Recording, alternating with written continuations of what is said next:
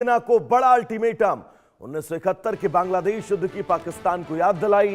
पाकिस्तानी सेना को बलूचिस्तान छोड़ने की चेतावनी। मीर यार बलोच ने सेना को हमलावर बताया। बलूचिस्तान को स्वतंत्र देश की मान्यता देने की मांग की गई है। तो पाकिस्तान के बलूचिस्तान में अलगाववादी नेता मीर यार बलोच ने पाकिस्तानी सेना को तत्काल बलूचिस्तान छोड़ने का अल्टीमेटम दे दिया है। मीर यार बलोच ने पाकिस्तानी सेना को बाहरी और हमलावर बताने का आरोप लगाया कि सेना बंदूक के दम पर बलूचिस्तान के संसाधनों पर कब्जा कर रही है। पाकिस्तानी सेना की मौजूदगी बलूचिस्तान के लोगों की जान, संपत्ति और कारोबार के लिए खतरा है। मीर यार बलोच ने पाकिस्तान को 1971 के बांग्लादेश की याद दिलाई और कहा कि जिस तरह युद्ध हारने के बाद पाकिस्तान ने बांग्लादेश में अपनी सैन्य मौजूदगी समाप्त की थी, उसी तरह उसे बलूचिस्तान से भी निकल जाना चाहिए।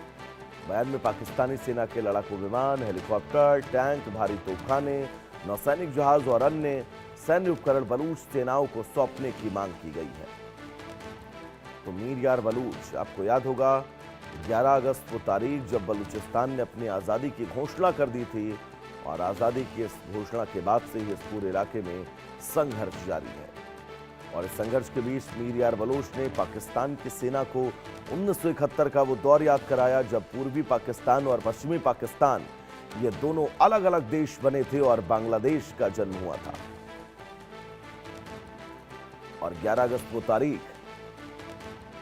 जब महरंग बलोच ने साफ तौर पर कह दिया था कि हमारी आने वाले पुश्तें भी लड़ती रहेंगी पाकिस्तान की सेना से, लेकिन वो हार नहीं मानेंगी। हमारे साथ group captain GP Vajpayee ji जुड़े हुए हैं। कैप्टन साहब, बहुत स्वागत है आपका इंडिया न्यूज पर।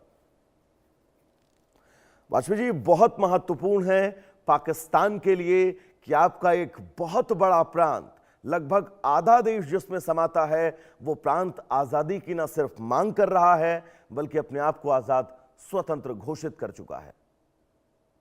वैभव जी, आपको और आपके तमाम दर्शकों को मेरा सादर नमस्कार। नमस्कार सर। जो आपने ये न्यूज़ चला रही है, ये बिल्कुल सही बात है कि बलोच नेता मीर यार ने जो लेटेस्ट अपना संदेश दिया है, उसके अनुसार अब पाकिस्तान से बलूचिस्तान में जो उनकी अपनी सैन्य और सुरक्षा मौजूदगी है, उसको हटाने के लिए एक अल्टीमेटम दे दिया है।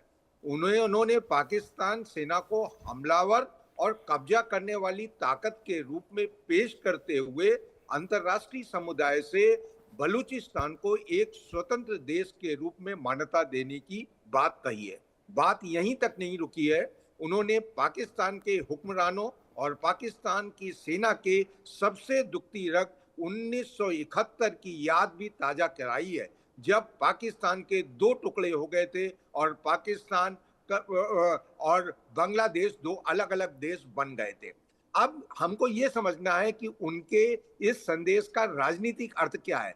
इसका सीधा मतलब पाकिस्तान की संप्रभुता को चुनौती देना है और पाकिस्तान की सेना की मौजूदगी को अवैध मानना है बलूचिस्तान में। बलूचिस्तान को पाकिस्तान का प्रांत ही नहीं बल्कि एक अलग सेपरेट स्टेट के रूप में वो प्रस्तुत करना चाहते हैं और अंतरराष्ट्रीय समुदाय से ये मांग कर रहे हैं कि इस अलग प्रदेश को रिकॉग्निशन यानी मान्यता हासिल की जाए। यही उनका सतत प्रयास है।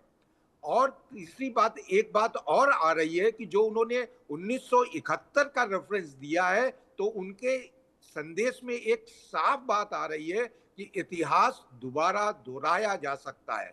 यानी बलूच नेतृत्व पाकिस्तान की सेना से कह रहा है कि वो सिर्फ सैन्य शक्ति के बल पर किसी क्षेत्र को हमेशा के लिए नियंत्रित नहीं कर सकती।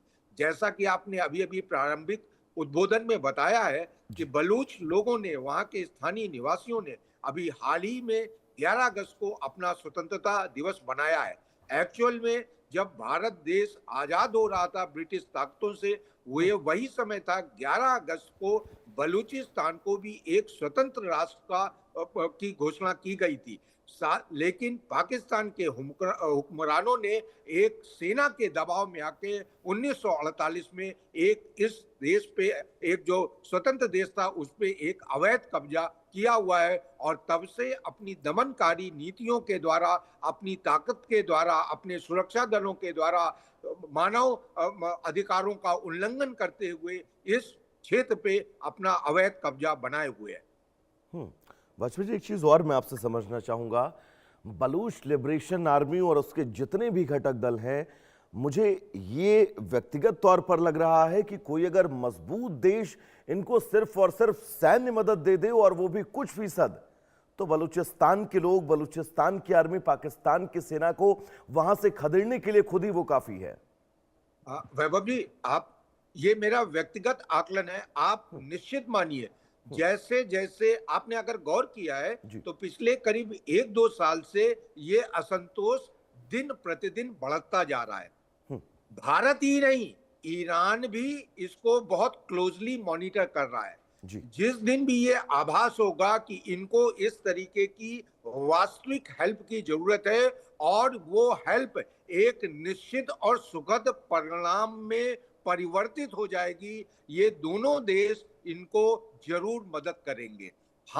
हमारा देश भी बलूचिस्तान में जो पाकिस्तान की दमनकारी नीतियां हैं, मानव अधिकारों का उल्लंघन हो रहा है वहां के बच्चों, वहां की औरतों के साथ, इसको बहुत सजगता और बहुत क्लोजली मॉनिटर कर रहा है। और एक बात और मैं कहूं, ये बातें विश्व पटल पर भारत ने उठाई भी हुई हैं और दूसरे भी तमाम दुनिया के मानवाधिकार संगठनों ने इस बात को उठाया है और पाकिस्तान सरकार से अपील करी है कि वहां पे एक लोकतांत्रिक और वहां की जनता की भलाई वाली सरकार आप स्थापित करिए।